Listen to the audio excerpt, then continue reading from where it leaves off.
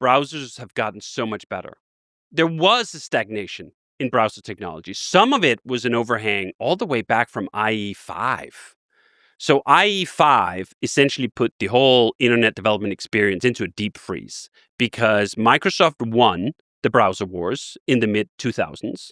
And then they basically disbanded their browser development team because they're like, all right, job done. We don't need any more innovation on the internet. Can we just go back to writing Windows forms or something now that we control everything? Yeah. And it really wasn't until obviously Firefox kind of kindled a little bit of something. Then Chrome got into the scene and Google got serious about moving the web forward. That you had a kindling of maybe the browser could be better. Maybe the browser wasn't frozen in time in 2005. Maybe the browser could actually evolve like the development platform that it is.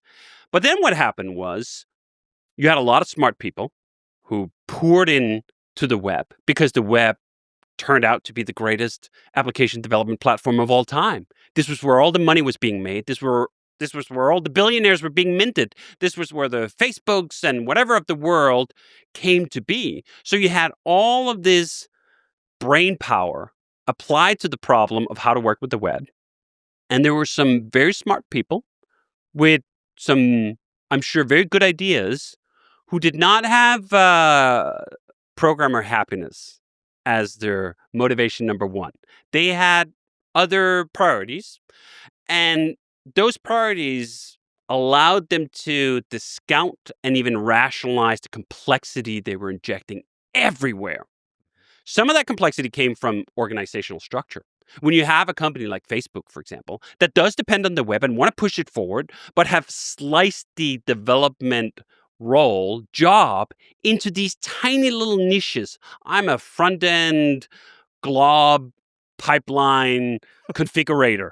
Oh, yeah, well, I'm a front-end whatever engineer. And suddenly, the web developer was no longer one person. It was 15 different roles. That in itself injected a ton of complexity. But I also want to give it the bull case here, which was that some of that complexity was necessary to get to where we are today. That the complexity was a bridge. It wasn't the destination, but we had to cross that bridge to get to where we are today, where browsers are, frankly, incredible.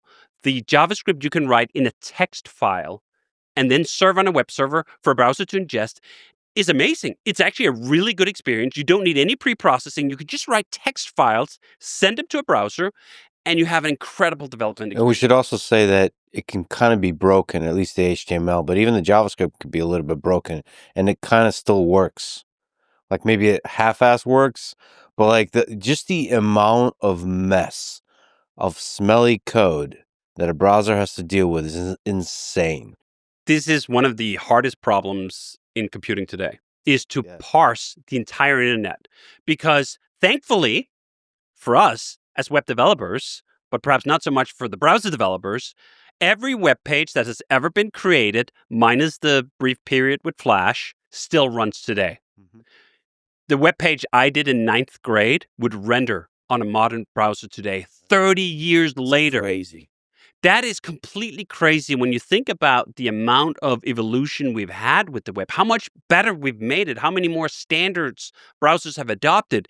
It's essentially an Apollo project today to create a new browser, which is why it doesn't happen very often, which is why even companies like Microsoft had to throw in the towel and say, we can't do it. Now, I actually don't think that's good for the web. There is the danger of the monoculture if we just get a single browser engine that runs everything, and we are in danger of that. I love the fact that the Ladybird project, for example, is trying to make a new browser engine from scratch. I've supported that project. I would encourage people to look into that. It's really a wonderful thing. It's staffed by a bunch of people who worked on other browser projects in the past. Truly independent web browser. We really need that. But I can hold that thought in my head. At the same time, I hold the thought in my head that Google's Chrome was pivotal to the web surviving as the premier web development platform.